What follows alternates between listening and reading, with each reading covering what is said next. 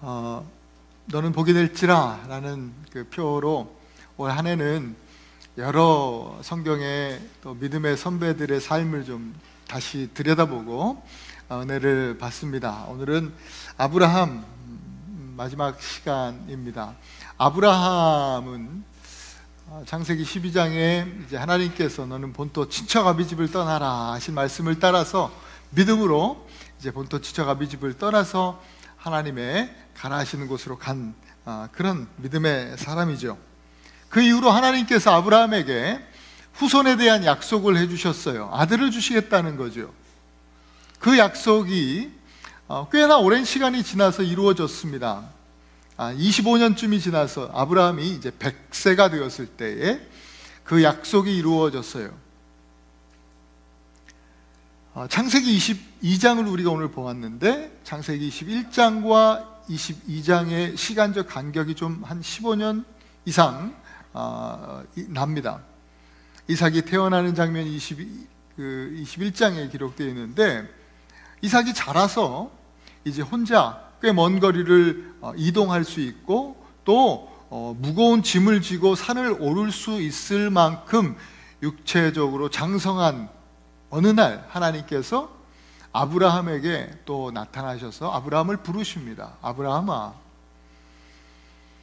하나님께서 부르셨을 때 아브라함은요 얼마나 오랜만에 아브라함을 부르신 것인지는 모르겠지만 성경에 근거해보면 꽤나 오랜 시간이 지난 후에 하나님께서 아브라함을 부르시는 거예요. 그런데도 불구하고 아브라함은요 하나님의 음성을 듣고 즉각적으로 응답해요.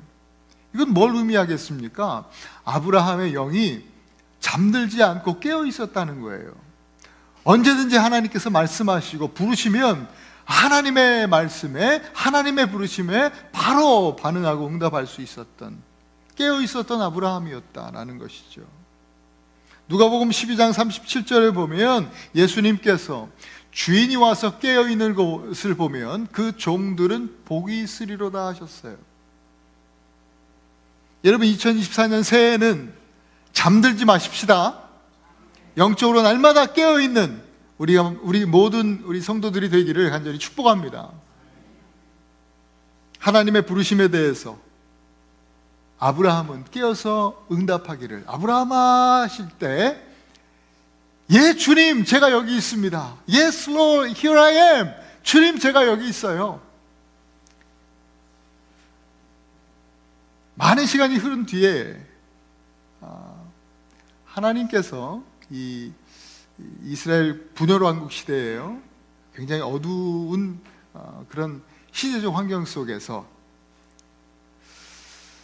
내가 누구를 보내며 누가 우리를 위해서 갈꼬 하셨을 때 한 사람이 이렇게 고백하죠.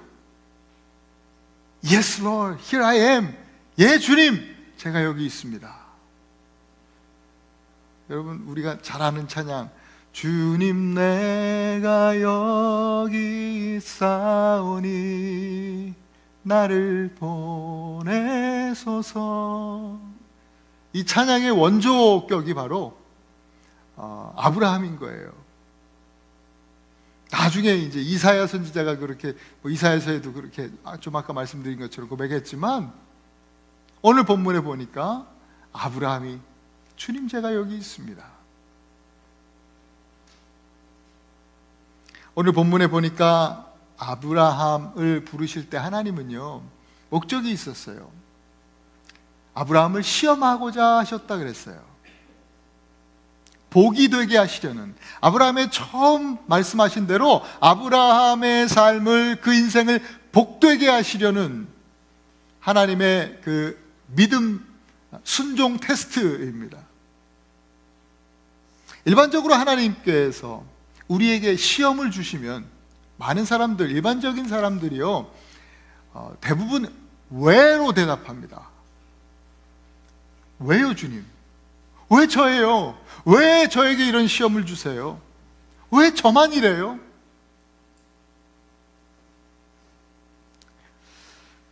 아마 저와 여러분들도 그런 경험들을 많이 했을 거예요. 왜요?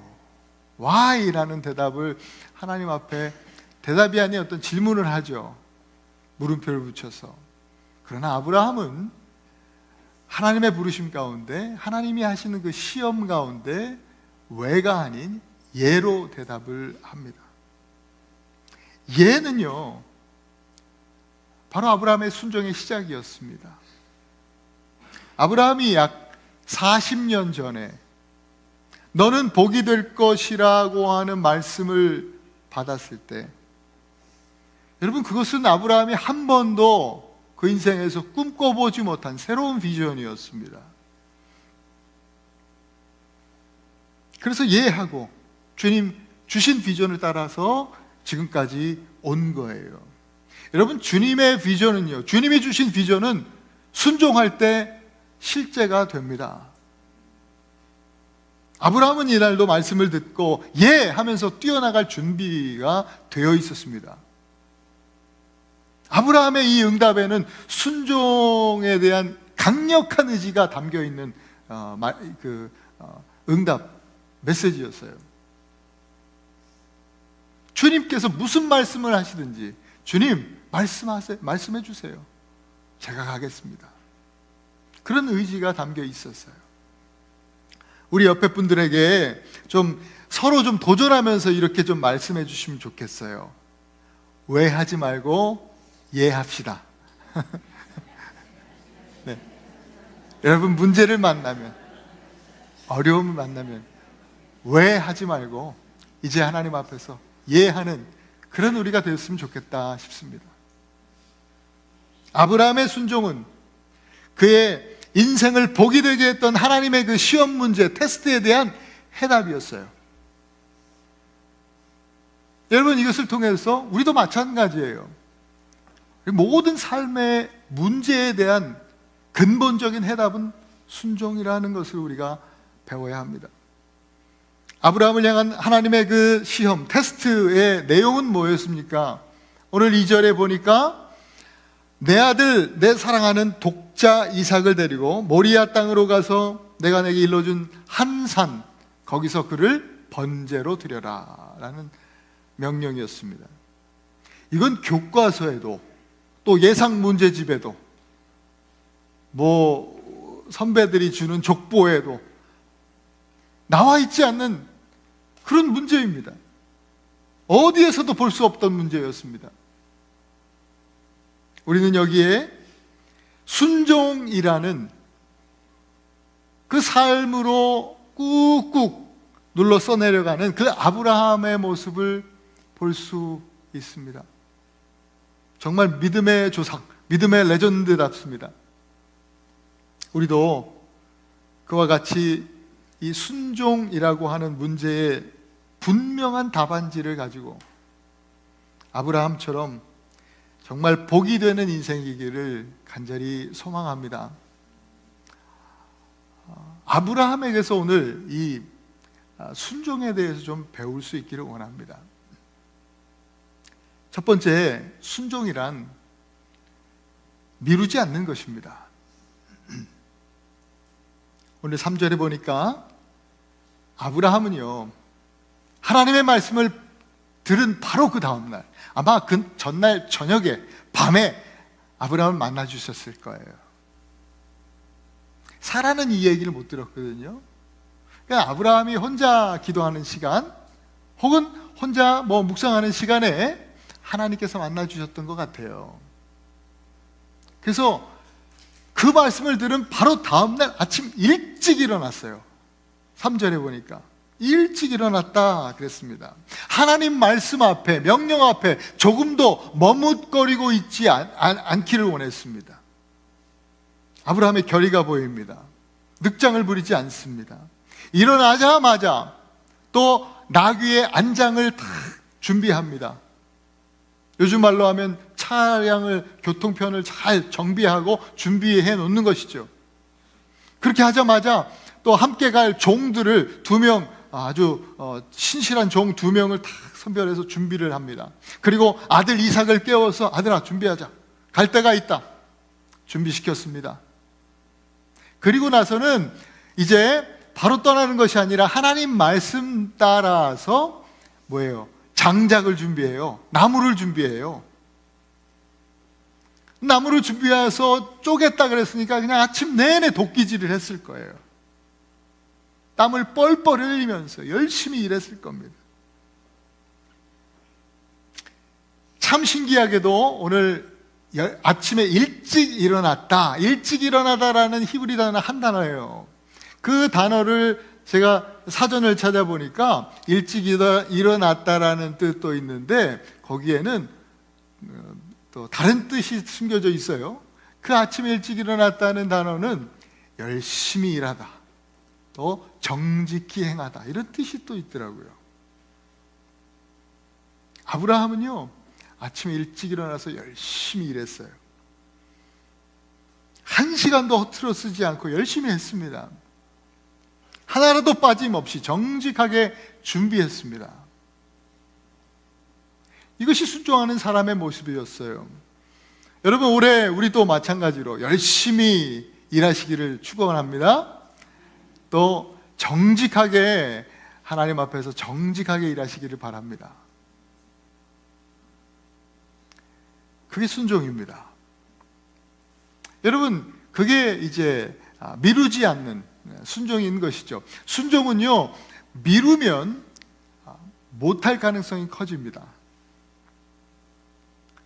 제가 가끔 저희 집 아이들에게 뭘 시킬 때가 있어요. 뭐 설거지를 시킨다거나 아니면 뭐 쓰레기통, 월요일날 이제 주일 저녁에 쓰레기통을 이제 내놔야 되거든요. 월요일날 쳐가요. 그래서 아이들한테 가끔씩 이제 쓰레기통을 내놔라, 혹은 뭐 설거지를 좀 부탁하면서 얘기할 때가 있는데, 많은 경우 또 뭐 잘하긴 하지만 그래도 때로는 네 한다고 했다가 한참 뒤에 가보면 그대로 있어요. 설거지도 그대로 있고 뭐 쓰레기통도 그대로 있을 때가 있단 말이죠. 그러면 제가 이제 뭐라고 하면서 이야기를 하면, 할라 그랬대, 할라 그랬대, 늘 뭐 할라 그랬대요. 근데 예수님도 이런 말씀을 제자들에게 해주신 적이 있어요. 예수님도 아버지가 형제들에게 이야기를 하는데, 과수원 가서 좀 일 좀 해라 했더니 형은 예 해놓고 과수원에 안 가는 거예요. 미룬 거죠. 안 가고 뭐 자기 할 일이 뭐가 바빴는지 계속 미루고 있었던 거예요. 동생은 과수원 가서 일 좀 해라 하니까 또 동생은 못 간다고, 안 간다고 했는데 금세 뉘우치고 갔대요. 누가 순종한 것이냐? 말할 것도 없이 동생이 순종한 것이죠. 여러분, 미루는 것은요 불순종이에요. 우리 신앙생활에도 이런 일들이 너무나 자주 일어나요. 너무 많이 경험해 봤잖아요. 말씀을 피곤하니까 오늘은 말씀 읽기 내일 읽어야 되겠다. 한 번, 두 번 미루다 보면 그 해에도 성경 통독은 물 건너 가는 거예요. 우리가 한두 번 경험해 본 것이 아니잖아요. 기도 시간, 오늘은 좀 다음날 해야 되겠다. 기도를 한두 번 미루다 보면요, 이미 영적으로 우리는 하나님과 점점 단절되어 갑니다. 나도 모르는 사이에 기도가 끊어지는 것을 우리가 경험해 보시지 않았습니까?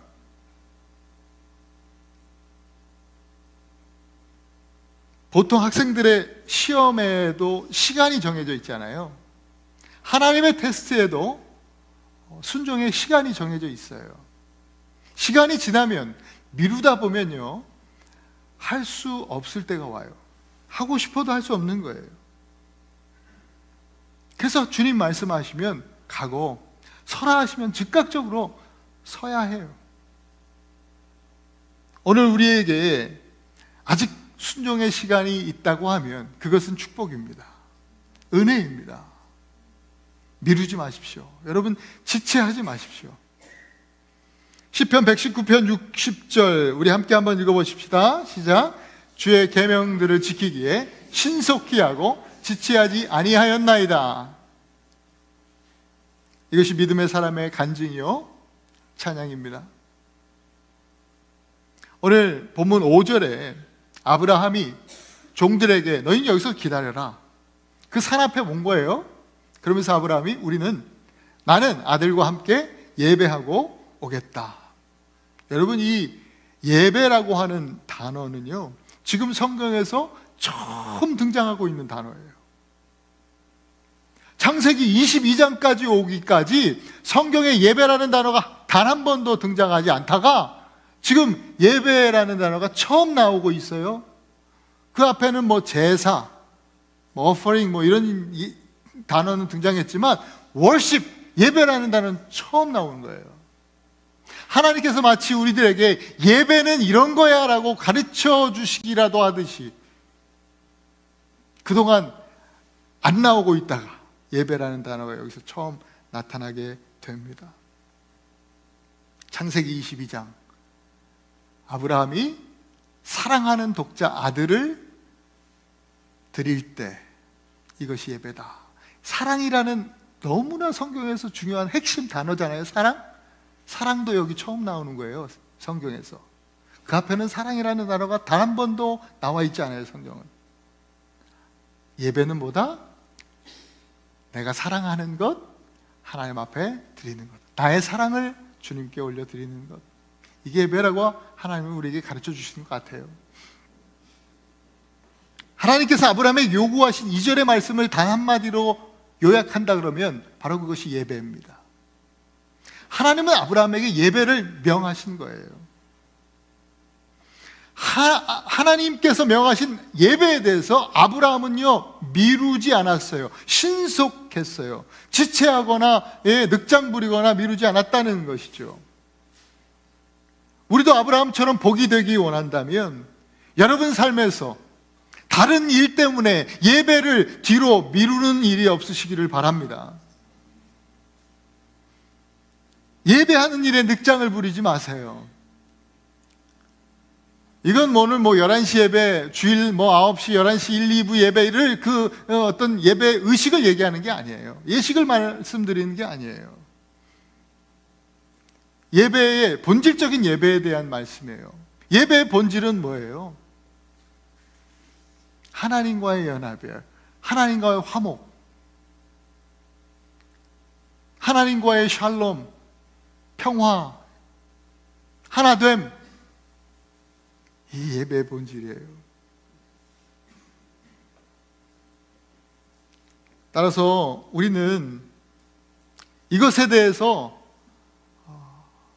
미루거나 늦추거나 하지 말아야 해요. 하나님과의 그 화목, 이것은 단지 하나님과 나와의 관계가 아니라 오늘 신약 성경에서 예수 그리스도의 몸은 바로 교회라고 하셨잖아요. 하나님과의 화목은 곧 우리 형제 자매들과의 화목으로 이어지는 것이 곧 예배입니다. 예수님께서도 그런 말씀하셨어요. 예배에 나온 형제를 향해서 그 형제가 또 아는 지인과 형제와 어떤 다른 형제와 관계적으로 틀어졌어요. 불화해요. 화목하지 못해요. 대판 싸우고 왔어요. 예배가 되겠습니까? 안 되죠. 예수님도 그래요. 야, 너 예배하기 전에 네가 가져온 거 짐 다 여기다 놓고 가서 형제랑 화목하고 와라. 화해하고 와라. 여러분 아시잖아요. 부부싸움 대판하고 오면 어디 예배가 마음이 이렇게 집중이 되겠습니까? 화해해야죠. 샬롬, 평화가 이루어져야죠. 그 일을 미루지 말라는 거예요. 형제랑 화해하고 화목하는 일 미루지 말아라. 섬기고 사랑하는 일 미루지 말라는 거예요. 십자가 지고 또 삶에 헌신하는 일도 미루지 말라는 거예요. 그리고 말씀을 듣고 보고 배우는 것 뿐만 아니라 전하는 일 미루지 말라는 것이죠. 기도하는 일 미루지 말아라. 그 모든 예배의 삶을 결코 다른 어떤 일 때문에 미루지 말아라. 우리 주님은 이렇게 말씀하세요. 새해는요, 저와 여러분 우리 모두가 아브라함처럼 무엇보다 예배하는 삶을 뒤로 미루지 않으시는 그런 순종의 삶을 사시기를 간절히 축복합니다. 두 번째로, 순종은요, 돌아보지 않는 것입니다. 모든 것이 준비가 끝난 아브라함은요, 길을 떠납니다. 두 종과 사랑하는 아들 이삭과 함께 길을 떠났습니다. 하나님께서 말씀하신 그 모리아 지역은 아브라함이 있던 곳과 걸어서 3일 정도 떨어진 거리였습니다. 3일 동안 여러분 장거리 운전해 보셨잖아요. 3일 동안 간다고 생각해 보세요. 적지 않은 시간, 꽤 먼 거리예요. 시간이 많아요. 아들과 얘기할 수 있는 시간도 많을 거예요. 또 3일 동안 가야 하기 때문에 운전하는 것도 힘든데, 여러분 그때는 다 걸어 다녔잖아요. 육체적으로 너무나 피곤해요. 그 정도 걸으면 지치는 거예요. 육체적으로 지치면요, 몸이 힘들어지면 방향 잡고 가는 게 쉽지 않아요. 쉬고도 싶고요, 그냥 포기하고 싶고 돌아가고 싶은 생각이 들 거예요. 그럼에도 불구하고 그 고단함을 뒤로하고 계속해서 포기하지 않고 걸었어요. 또 아브라함은 3일 길을 가면서 시간이 많으니까 그 아들과 못다한 이야기들을 많이 나눴을 것 같아요. 할 일이 뭐가 있겠어요? 아들하고 얘기하는 거지 뭐. 그러나 3일 내내 가면서 얘기만 할까요? 부자는 모자나 모녀지간은 또 엄마랑은 그렇게 얘기가 잘 되는데, 저희 집도 마찬가지예요. 아들들은 얘기를 잘 안 해요. 뭐 물어보면 그냥 단답형이죠. 그냥 짧게 얘기하고 끝나요. 할 얘기가 없어요. 얘기 좀 하자 그러면 아빠랑 무슨 얘기를 하냐는 거예요. 원래 아빠랑 얘기 잘 안 한대, 다른 애들도. 그래서 그래? 그래서 생각해보니까 분명히 이삭이 저희 아마 한 셋째 아들 정도 나이 정도 됐을 것 같아요. 한 17살, 18살, 17살 정도. 아버지랑 대화 좀 하겠죠, 그래도. 근데 계속 가는 내내 시시콜콜 얘기하겠어요. 대면 하면서. 아마 아브라함은 혼자 또 생각하고 묵상할 수 있는 시간이 많이 있었을 것 같아요. 그러면서 여러 가지 생각이 들었겠죠. 아브라함만 지금 분명히 가는 목적을 알고 있잖아요. 하나님의 음성을 들은 사람이 아브라함밖에 없잖아요. 그러니까요, 가면서 그런 생각들을 했을 거예요. 내가 하나님 말씀을 듣고 가긴 가는데 이게 맞나? 좀 더 기도해 봐야 되는 거 아니야? 하나님의 음성은 확실했나? 여러 가지 고민이 들지 않겠어요? 또 얘가 지금 어떤 아들인데 100세 얻은 아들 아닙니까?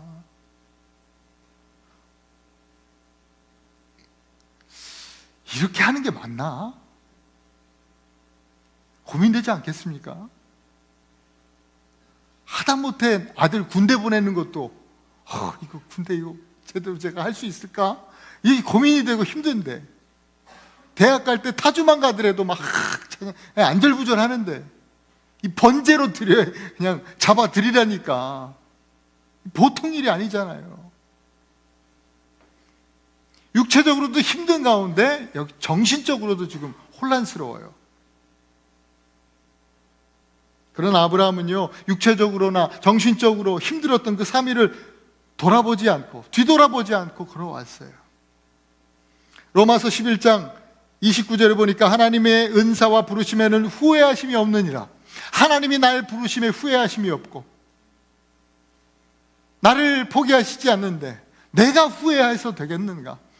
내가 포기해서는 되겠는가? 그런 생각을 하면서 걸었을 것 같아요. 지난주 보았던 로마서 4장의 말씀처럼 바랄 수 없는 중에 바라고 믿음이 약해지지 않도록 기도하면서 그 3일 길을 걸어왔을 것 같아요.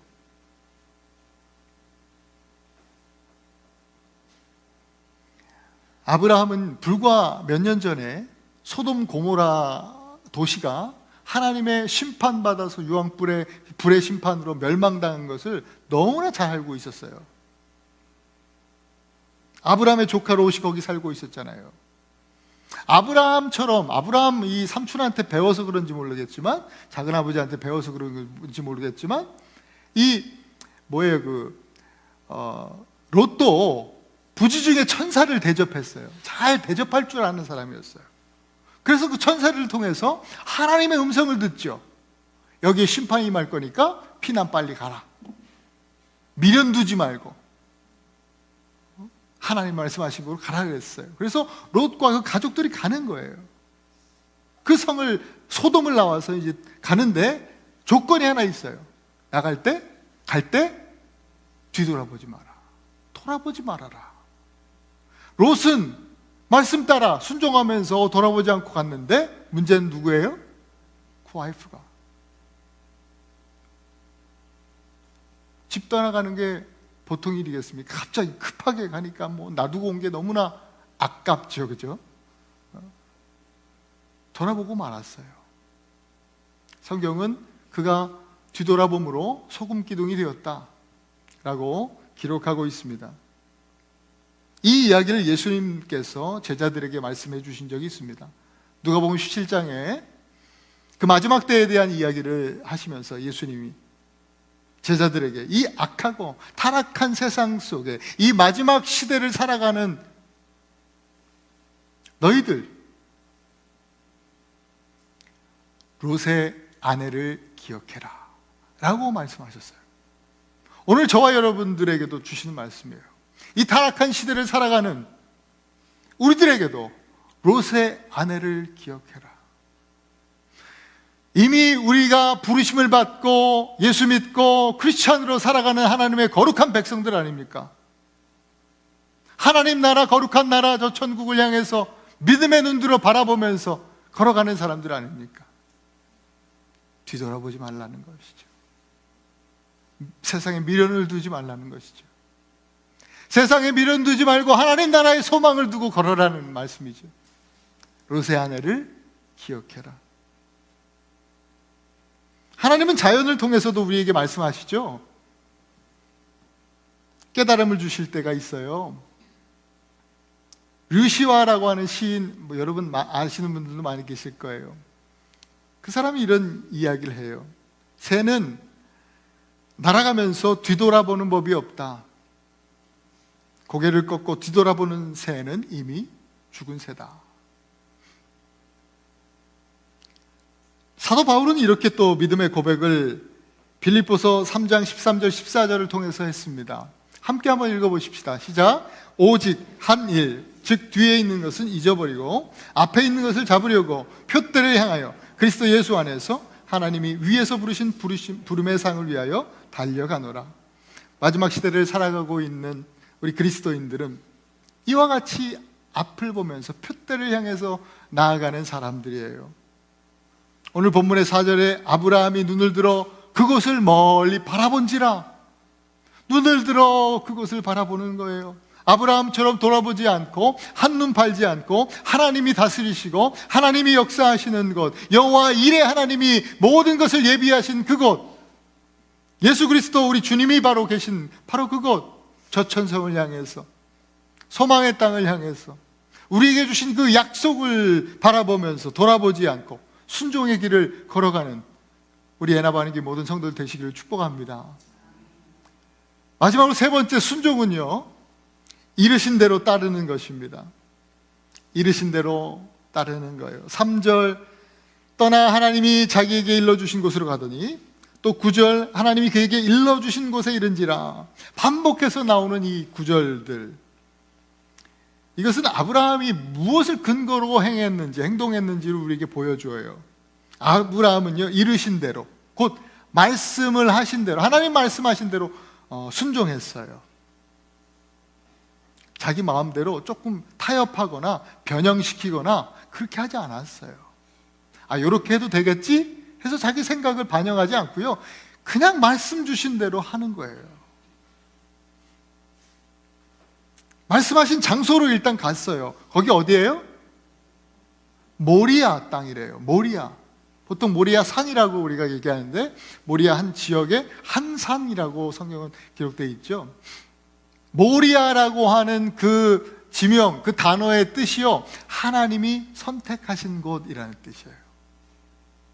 하나님이 선택하신 곳, 바로 그곳으로 갔지요. 자기가 원하는 것을 주장하지 않았어요. 하나님 여기가 더 좋은데요? 하나님 저쪽이 더 좋을 것 같은데요? 그러지 않았어요. 하나님이 선별해서 가라 하신 곳, 그곳으로 갔습니다. 예배는 뭘 드렸냐만이 중요한 것이 아니라 어떻게 드렸느냐 또한 너무나 중요한 것이죠. 그래서 이르신 대로, 말씀하신 대로 해야 되는 거예요. 그래서 나중에 성막을 짓고 예배에 대해서, 제사에 대해서 가르쳐 주실 때도 굉장히 복잡한 과정이 있죠. 그대로 해야 되는 거예요. 아브라함은 하나님께서 이루신 대로 정하신 모리아 땅으로, 모리아 산에 올랐습니다. 오랜 세월이 지나서 이스라엘의 통일 왕국 시대에 다윗의 아들 솔로몬이 하나님 말씀대로, 이르신 대로 바로 그 모리아 땅에, 모리아 산에 성전을 건축합니다. 또 시간이 흘러서 신약 시대에 이삭이 제단에 올려졌던 것처럼 이르신 대로 하나님의 아들 예수 그리스도께서 십자가 위에 화목 제물이 되셔서 달리셨습니다. 바로 거기가 모리아입니다. 하나님이 선택하신 곳. 오늘 우리가 순종하면서 나아가야 할 우리의 모리아는 어디일까? 아브라함은 장소뿐만 아니라 방법도 하나님이 가르쳐 주신 방법을 택했습니다. 순종했습니다. 하나님께서 말씀하신 방법은 뭐예요? 번제죠. 번제로 드려라. 번제가 어떤 제사입니까? 싹 태워드리는 거, 그죠? 그 조금만 디테일하게 얘기하자면 제물을요, 일단 죽여야 돼요. 그리고 피를 다 쏟아야 돼요. 피를 다 제단에 뿌리고 각을 떠요. 토막을 내는 거예요. 그리고 불에 태워서 그 연기와 향기가 하나님께 올려지도록 싹 모두 다 태워드리는 예배, 그 제사, 그 방법이 바로 번제라는 거예요. 아들 이삭을 그렇게 드리라고 하시니까요, 이거는 인간의 이해와 상식을 넘어서는 이야기예요. 어떻게 아들을 이렇게 드려요? 아무리 믿음 좋은 아브라함이라도 이거 감당하기 어려운 일이에요. 그러나 아브라함은 아들을 데리고 산으로 오릅니다. 그때 그 아들 이삭이 아버지, 그래 아들아, 내가 여기 있다. 아버지, 불과 나무, 장작은 우리가 있는데 번제할 어린 양은 어디 있습니까? 아브라함이 대답합니다. 아들아, 번제할 어린 양은 하나님이 자기를 위하여 친히 준비하실 거야. 여러분, 이 아브라함의 대답에는요, 고뇌와 신뢰가 담겨 있는 말이에요. 자기 목숨보다 사랑하는 이 아들 이삭을 번제로 드려야 하는 그 아비로서의 인간적인 고뇌가 여기 담겨 있어요. 그리고 동시에 하나님을 향한 신뢰가 담겨 있죠. 아브라함의 하나님을 향한 그 믿음은 어떤 믿음이었냐면 히브리서 11장 19절 한번 같이 읽습니다. 시작. 그가 하나님이 능히 이삭을 죽은 자 가운데서 다시 살리실 줄로 생각한지라. 이러한 하나님에 대한 신뢰가 있었어요. 아브라함은요, 자기 자신의 육체적인 아비로서의 고뇌를 뒤로하고 하나님을 향한 신뢰를 더 굳건히 하고 더 우선하고 믿음으로 나아간 것이죠. 하나님이 일러주신 방법대로. 그리고 드디어 아들 이삭을 제단에서 제물로 드리려고 하는 바로 그때에 하나님께서 아브라함의 손을 탁 잡아주시는 거예요. 됐다 아브라함아, 그만해라. 이제 네가 참으로 나를 경외하는 것을 알겠다 라고 오늘 본문에서 말씀하고 있습니다. 마치 그런 것 같아요. 기말고사 그 마지막 문제까지 순종이라고 하는 이 해답으로 써내려간 아브라함의 그 인생의 답안지를 하나님께서 모두 다 정답 체크를 하신 거예요. 답안지를 다 확인하신 거예요. 그리고 그 후에 하나님께서는 여호와 이레, 모든 것을 예비하고 모든 것 베풀어 주시는 하나님이시라는 것을 아브라함에게 계시해 주셨어요. 여러분, 우리는 전반부만 읽었지만 창세기 22장의 후반부에는 이 일이 있은 후에 하나님께서 다시 한번 아브라함에게 늘 주셨던 그 약속, 그 언약을 재확증시켜 주세요. 오늘 집에 가셔서 꼭 후반부를 좀 읽어보세요. 여러분, 아브라함의 인생을 통해서 하나님은요, 그 언약, 그 약속을요, 총 7번 얘기해 주셔요. 7이라는 숫자가 상징적으로 우리에게 주는 메시지가 있잖아요. 7번 약속을 말씀해 주셨단 말이죠. 그 7번째, 마지막 7번, 그 마지막 7번째 약속이 오늘 창세기 22장이에요. 이 순종의 삶을, 그 순종의 예배를 온전히 드린 아브라함에게 이 언약을 이제는 완성시켜 주신 것이죠. 더 이상 하나님과 아브라함 사이에는 언약을 컨퍼메이션 할 필요가 없어졌어요. 완성되었어요.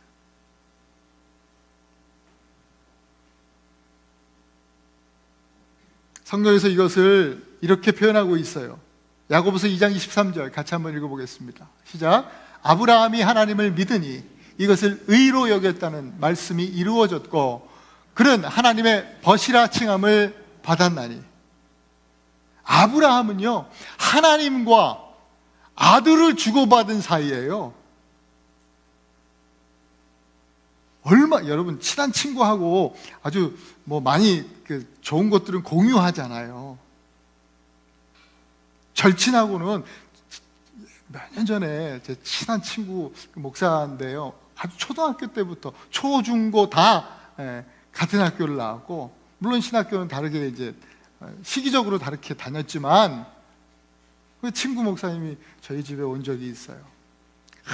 그냥 너무 반갑고 그냥 저도 좀 막 다 주고 싶더라고요. 친한 친구죠. 베프죠, 그죠? 아무리 친한 친구라도 우리 아들은 못 주죠. 애가 5명이나 있어도 못 줘요. 근데 그 친구도 저 따라서 5을 낳았어요.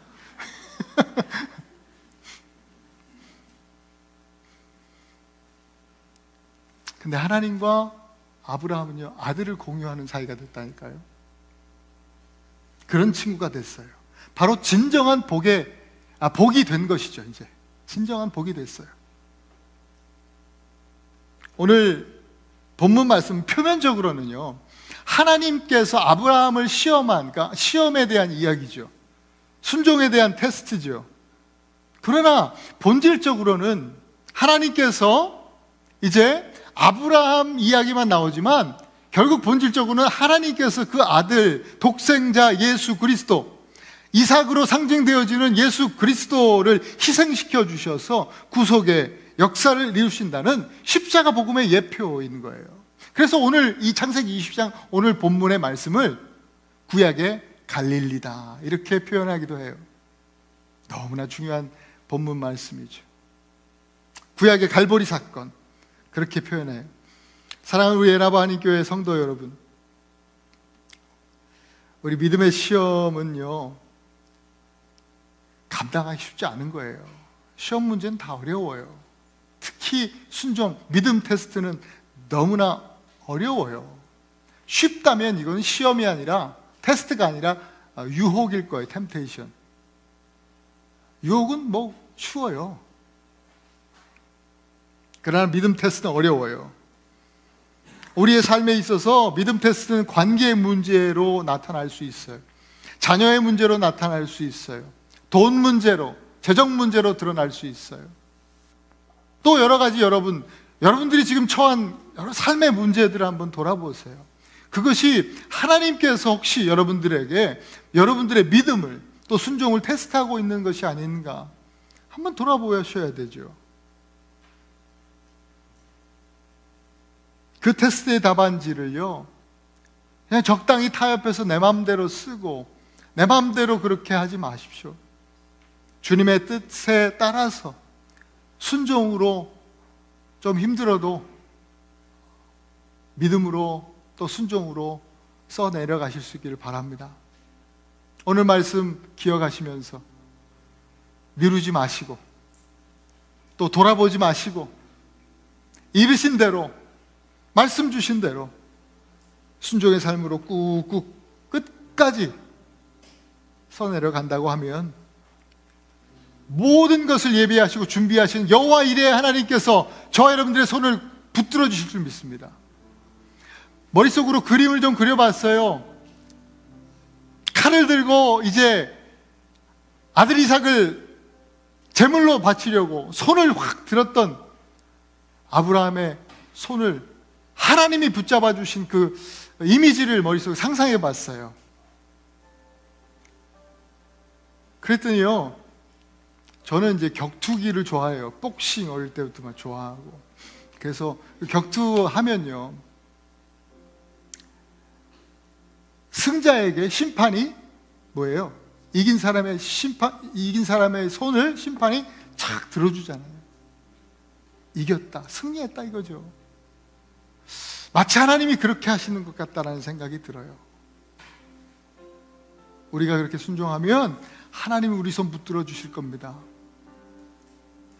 하나님께서 승리를 우리에게 약속해 주시고 여호와 이레로 모든 것을 예비해 주신 것들을 하나님 예비하신 것들을 우리에게 또 주실 것을 믿습니다.